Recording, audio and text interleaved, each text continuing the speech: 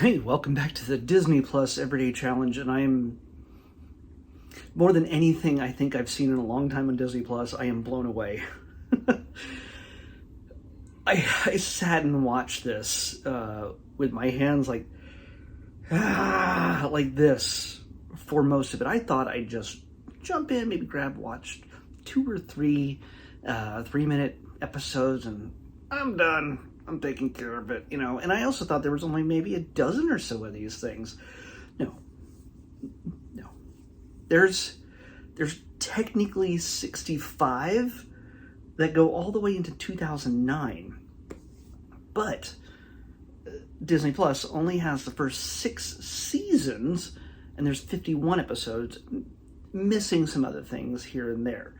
I'm not exactly sure why some of them are removed, but this series started in 1973.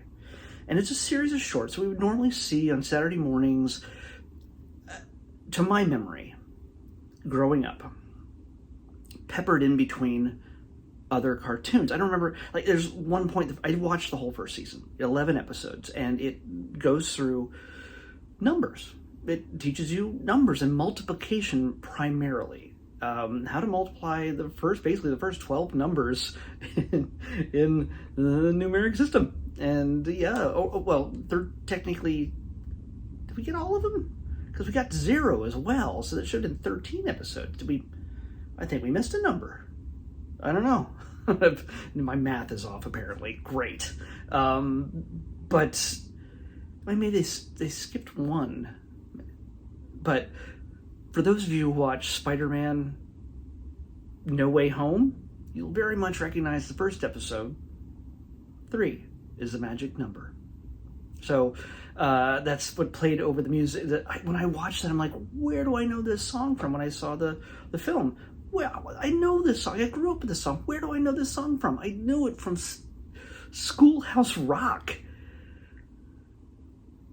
You have to understand, with each episode that followed, filled with music of the 70s, folk, funk, soul, rock, Schoolhouse Rock. It had the most real music of that era, but it was teaching math.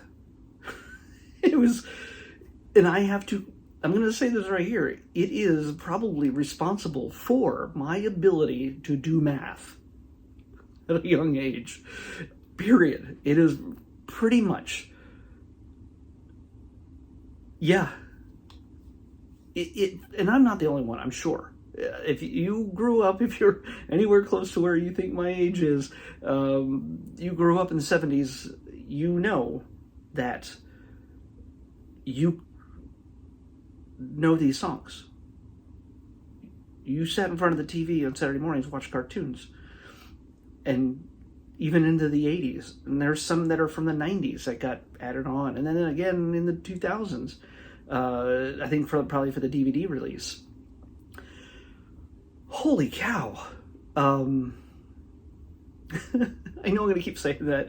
I didn't realize that it's actually there's seasons, and they're broken into groups that are topical. The first season is all about numbers. It's all about math, multiplication primarily. The second season is words, language.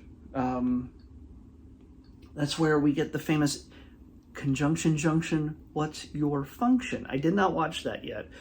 I'm going to go through this. I could only handle so much of a mental breakdown seizure.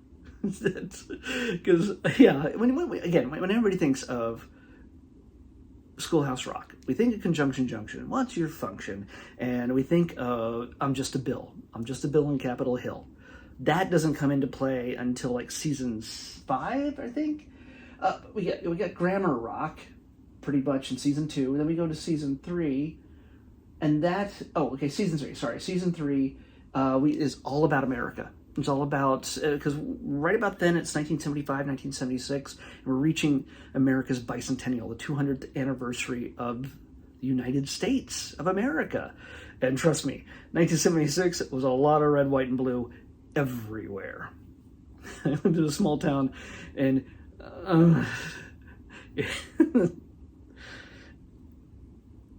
I'm tempted to show you a picture of what I might have looked like in 1976, how I was dressed by my parents.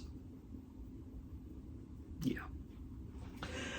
Anyway, everybody was very patriotic that year, and so makes sense. This is all about America, and in this series, we get to learn about I'm Just a Bill. This is America Rock. America Rock. I'm Just a Bill. The Melting Pot, all this stuff. Then we get to season 4, and we get Science Rock. It's all about science. And we get to season 5, Computer. This is a really short one. This only has 3 episodes. Technically, there's 4. There's one like it's an introduction or something, but that's not included here. No, it's not included here at all. But this is about computers, 1980s, I believe, maybe 1990s, and then we got Money. This was added on a little bit later, and I think it went right into the 90s, 93, 94, something like that. Whew. But honestly, I know all these songs. And it's the kind of thing that you don't know that you know these songs until you hear them. Imagine being, you had a favorite movie as a kid, or a favorite song as a kid. And imagine that you heard all the time. You did not hear it until 40 years later, at least 40 years later. And without any prompting whatsoever, you will know that song. That's what this was like for me, watching this whole first season about numbers.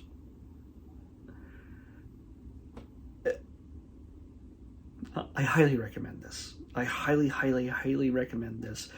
There's a lot of components to this that it seems like it goes really fast.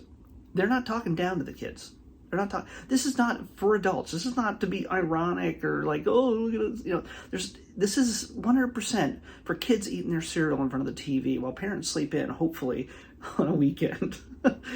You hope. And the TV is the babysitter. At best, you were old enough, or you had a sibling who was old enough to pour everybody some cereal and milk, and then you just went to town on those cartoons, and Schoolhouse Rock was a part of it. And not always was this the main thing you wanted to watch, because you're like, I want to get to Transformers, I want to get to G.I. Joe, I want to get to My Little Pony, or whatever it is, or whatever else that we watched in the 70s, Spider-Man and everything else.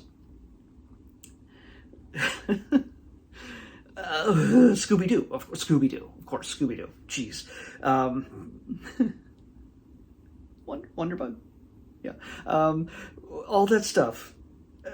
But you stuck around for this, and the songs were so catchy, you stuck around, and you could sing along with the songs. And it was not dorky at all. The songs were cool. And they weren't just, for the most part, there's a similar male voice that sort of introduces each of the episodes and then sings the songs. There's a few female vocals here and there, and a few other varying vocals. But for the most part, it sounds like you're being taught by, all right. Why can't I say his name? You know what I'm talking about, who I'm talking about. But yeah, it sounds like we're being taught by the man from Dazed and Confused. And I'm only on Schoolhouse Rock at this point. He was probably a child as well during this point, so he was certainly not the voice you're hearing when you're watching this. But yeah, I gotta shake this off. It literally took my breath away. The math stuff. I mean, yes, growing up, Mr. Rogers taught us kindness and taught us about imagination. Electric Company taught us so much else. And Spider-Man was there too, and Morgan Freeman. And Sesame Street taught us all that stuff and more of it. With Muppets, taught us about friendship and letters and numbers and everything else. All that stuff grew up, but Schoolhouse Rock is completely underrated. I realize I completely underrated them in my knowledge of anything, specifically multiplication. Yeah, you can get, this episode of Sesame Street was just brought to you by the number 5 and the letter W or whatever. It's just a letter and a number here and there, and you get to know what 5 things are. Cool. But this is multiplying 5 by 12. It takes you all the way 5 by 1 to 5 by 12, and you're just like, and they don't stop. It's meant for it to continue to flow.